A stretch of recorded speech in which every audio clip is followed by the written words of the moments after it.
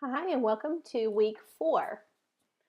In week 4, you're going to continue making progress with the major assignments you've been working on this semester, and you're going to be adding some pieces to those assignments this week. The essential questions for week 4 include: how do checklists facilitate differentiation? How can checklists be used for both formative and summative assessment? In what ways are rubrics aligned with standards? In what ways are checklists and rubrics similar and different? And how can teachers effectively use feedback to increase student learning?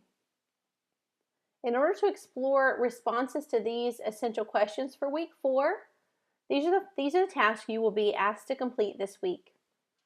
You will be reading 2 chapters in your required text, chapters 5 and 6.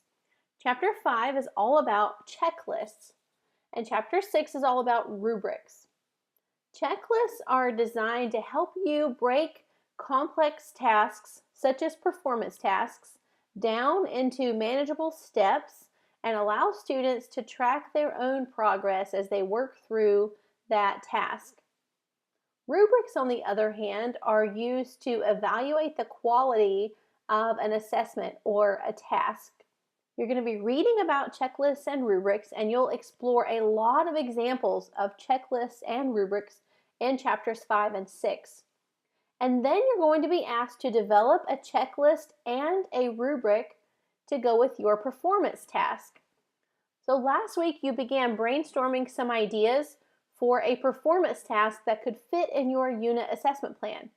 This week you're going to develop that performance task and develop a student checklist and a student rubric to accompany that performance task. And this week you'll be submitting your performance task, your checklist, and your rubric. When you click on the performance task assignment, you'll see a list of all the things, all the components that are due this week for your performance task. You also will be submitting the entire unit assessment plan. That includes stage 1 and stage 2. So a couple of weeks ago, you completed stage 1, which is the first piece of the backwards design process. You identified those desired results. You developed a list of outcomes, the things students should know and be able to do. And then last week and this week, you are developing assessments that you can use to determine if students have met those objectives, to determine if students can do everything you listed in stage 1. You'll be developing formative assessments, a student self-assessment, and a performance task in stage 2. You'll be using the stage 2 piece of the unit assessment plan template to record all of those assessments.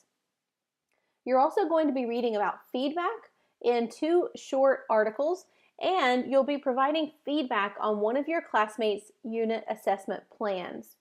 So once all of the unit assessment plans are submitted, you'll be assigned a classmate's assessment plan to review. You'll be able to provide feedback here in Canvas. You'll get information through an announcement about how to do that specifically once the assessment plans are turned in. And then finally, to continue making progress with your best practices symposium, your group needs to begin locating sources for your literature review. So what you've done so far with the BPS is you've identified a goal from the strategic plan of a local school district. You've gotten to know everything the district is already doing with that specific goal. And now it's time for you to find out what research has to say about that specific area. So for example, if you chose collaborative community as your goal, you are looking for research related to how schools and districts can build community partnerships, how schools and districts can communicate with parents and communicate with businesses and communicate with others in the community. You're going to be focusing on community partnerships, community relationships, community communication from a school district perspective. So you're going to locate some sources that are research-based articles about different districts' approaches to doing that. And you're not going to be determining right now which ones are going to work for you. You're just trying to read what's out there. Your entire group needs to read a total of 10 sources, and you have a shared document for note-taking for as you read those sources. So you're going to read those pieces of literature and you're going to take notes collaboratively. And then remember, later in the fall, you'll be developing your own plan, your own action plan with some strategies you recommend to the school district based on what you found out through this literature review. For this week, you need to locate those sources and begin reading and note-taking. By next week, your group should finish your literature review. Your literature review spreadsheet will need to be complete with all 10 sources by the end of next week. For now, locate those sources and get started on your literature review. You'll find a module with some resources for library, the LR library, that can help you get started with locating those sources. You'll find that module here in Canvas. Now let me talk briefly about checklists and rubrics and how these might work with your performance task. Here's an example of a fictional performance task about washing laundry. Now your performance task is going to be much more complex than this, and it's going to be closely tied to your content standards. But just for the sake of having an example here, let's consider that we are asked to do a performance task of washing and drying a load of laundry and then putting the laundry away. So for your performance task, you're going to be asked to develop a checklist and then a rubric. The checklist purpose is to help you break down the task into concrete steps, small specific steps, little chunks that students can complete and move forward throughout the task. So for example, if you're washing laundry, your first step would be gathering and organizing materials. And there are some guiding questions here to help students make sure they have everything they need. Your next piece of this task might be sorting the laundry. And then the next step might be washing the laundry, for example, and on and on. Now notice that a checklist is not evaluative. This is not used for grading. It's not used for giving feedback. It's simply used to help students track their progress as they continue through the small parts involved in this complex task. A rubric, on the other hand, is used for evaluation. The purpose of the rubric is not just to help students complete each step, but to help students do each step well.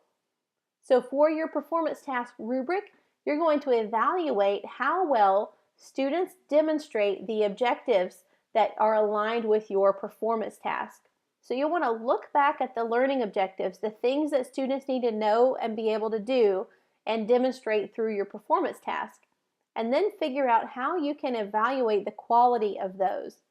So whereas the checklist is just asking, did you do it or not, the rubric is looking at quality, how well everything is done. And you're going to be assigning points, or you'll see some examples in your textbook chapter about rubrics where instead of points, there are headings here. For example, novice, developing, proficient, accomplished. You might have headings like that. You'll have different criteria that you are evaluating. These should be closely tied to your outcomes, to your objectives. And then you'll need descriptors. So this is what a 0-point response would look like, or this is what a novice score would look like. And then you might have several different columns. You might have, this is what a 1 would look like, and this is what a 2 would look like, and finally this is what it would look like to get full points for each criteria, or to get a rating of developing or proficient or accomplished. The more details you can include here in the rubric, the more helpful a tool the rubric will be for your students, because they'll know exactly what is needed from them in order to meet each level of the rubric for every criteria. You'll be reading more about how to develop quality rubrics this week. Also, as an example of a checklist, you'll notice that in Canvas you'll find a checklist for the unit assessment plan. Hopefully you've seen this already as you've been working through the unit assessment plan. The unit assessment plan the checklist will help you break it down into specific steps, specific chunks, and work through those as you continue throughout the entire project. So those are your tasks for week 4, and we're getting close to week 5, which means it's almost time to wrap up. Again, if you have any questions for me, please reach out to me this week. I hope to hear from some of you, and I hope you have a great week. I'll see you again in week 5.